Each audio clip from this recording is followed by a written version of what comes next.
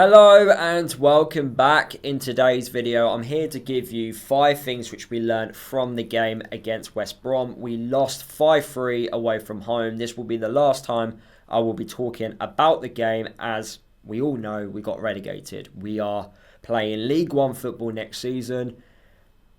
Yeah, it still pains me to even say it. I'm still angry. I'm still upset. But I guess we're in for a long summer, but it could be an exciting summer if Luton do what I think they should do, and I will talk about that towards the end of the video. Please can we smash the like button on the video? It helps the video perform better, and also leave a comment down below.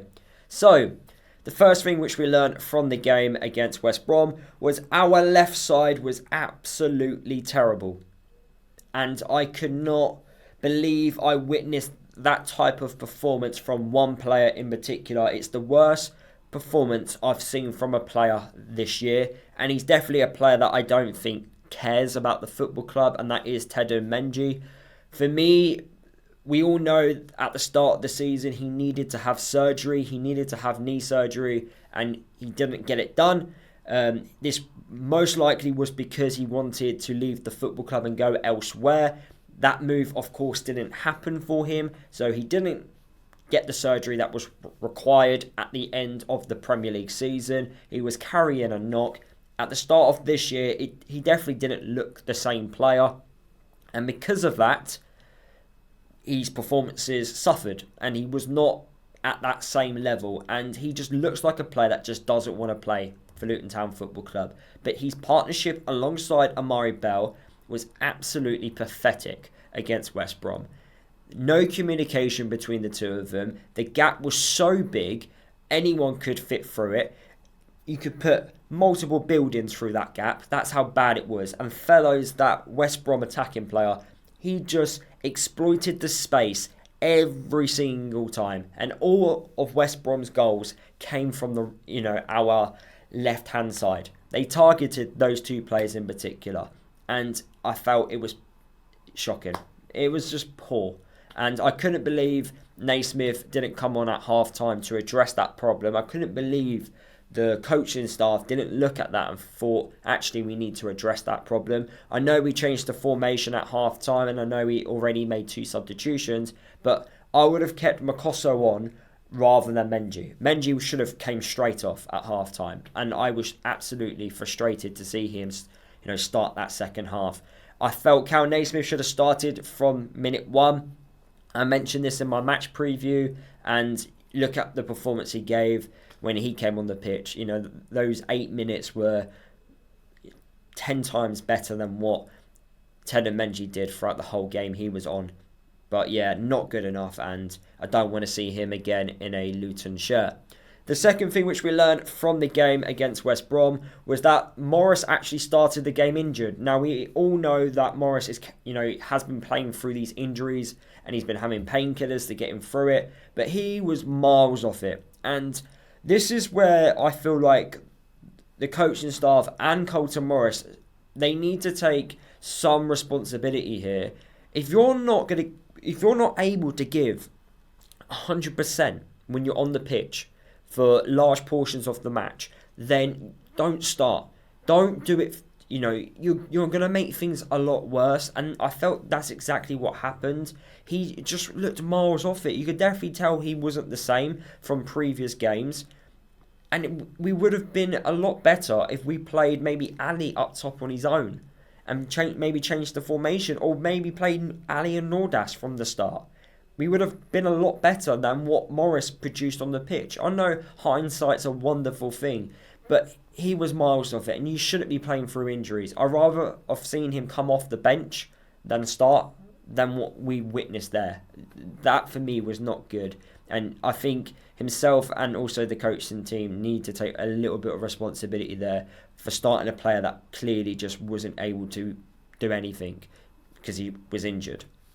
So the third thing which I wanted to talk about as well was we lost the battle in midfield. That's what we learned. We lost that battle in midfield, and it reminded me of how it was under Rob Edwards, where teams were just able to run through us and they just controlled the game, didn't they? West Brom, for me, were a team that looked like they needed to win to stay up. And I've seen the comments by the West Brom supporters on my channel. Some have been very nice, so thank you for that. And their comments were, there was no fight from the Luton players. You know, that's another team saying that. In a game for us, that was pretty much a must-win game. We had to at least get a draw to stay up. And there was lack of fight. The midfield wasn't there. Asgard and Walsh, two players in particular that have been quite good for us, they couldn't get control of the ball. We couldn't win the ball back. The midfield was gone. West Brom won that midfield battle. They played a 4-2-3-1 formation. That is the formation which Matt Bloomfield does like, and that's what we did change to in the second half. And yeah, in the second half we were a bit better, but of course we were going to be. We're 3-1 down at half time in a must-win game to stay up. So yeah, I wasn't happy with the midfield. I really weren't. And I think we need to address that going forward, because is Walsh, Asgard and Clark going to be the future of this midfield? Or is there going to be a better midfield going forward? So yeah, that needs to be addressed. We need to figure out what our best midfield trio would be going forward. Moving on to my fourth point, and I do want to say this is a more positive one than a negative one because the others have all been negative. Ali, he's probably the only one that could walk away with his head held high. 2 very good goals. The only issue I've got with Ali is he always loves to cut in on his right hand side. He doesn't use his left foot. It looks like he doesn't trust his left foot. He might not even have one, to be honest. But look, 2 great goals. He was the only one for us that actually was causing West Brom problems. His pace, being an absolute handful, winning dangerous fouls, and yeah, just causing problems. And his impact since we've brought him in January, I would have liked to have seen him have even more minutes. I thought we were a bit too slow to give him game time. If you look at it from his whole time being at the football club, we only gave him more minutes towards the latter stages because we were giving more minutes to players like Brown and Elijah. I do think, looking back on it now, that was a mistake. We should have gave someone like Ali with a point to prove, with a good mentality to want to prove himself, more minutes. But you can't change, you can't change what happened. So, but the one good thing was Ali. He's definitely one player I would build the team around. And that brings me to my final point. We need to build the team around the new signings. We need to figure out what the core is and build. And I wouldn't do it with the older players. And that's definitely what we've learned. We need to offload as many players as possible. Because if you've got players in your team that have got back-to-back relegations, the mentality, that losing mentality, won't be right. It's very difficult to change that dressing room atmosphere from a team that's constantly been losing games over 2 years. It's very difficult to get rid of that. So you need to get rid of the players in order to change the whole culture of the football club. So how I would change the culture of the football club would be to build the team around the new signings that came from January. And also I would add McGuinness. So I would build the team around McGuinness, Makosso, Asgard, Ali, Fane. So that's 5 players there for a start. You might want to put Walsh in that. He's one player I do think has massively impressed under Matt Bloomfield. So you need to be building the team around those types of players. You could maybe put Nordas in there because he is a new striker, but we still don't really know about Nordas. But we need to build a new team. It can't be the same players from last season, from this year. It just cannot be. And yeah, I worry because if we keep hold of a lot of players from this season, then I don't know what we're going to do next year, because I can't see us bouncing straight back up. And the board, if they really want to be back in the Championship next year, then we need to invest. We need to get the right players through the door, and we need to do it as early as possible, embed them into the group of players, and have a good positive pre-season, because at the start of last season, the pre-season was just pathetic. It was nowhere near good enough. So it has to be better. Everything has got to be better.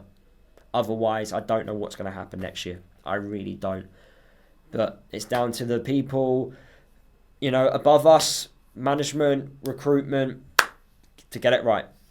That's what I'm going to leave it with. So that is the end of today's video. Let me know what you think down below. Drop a like on today's video as well. It helps the video perform better. Subscribe to my channel if you are new. Plenty of EFL content and Luton content coming over the summer.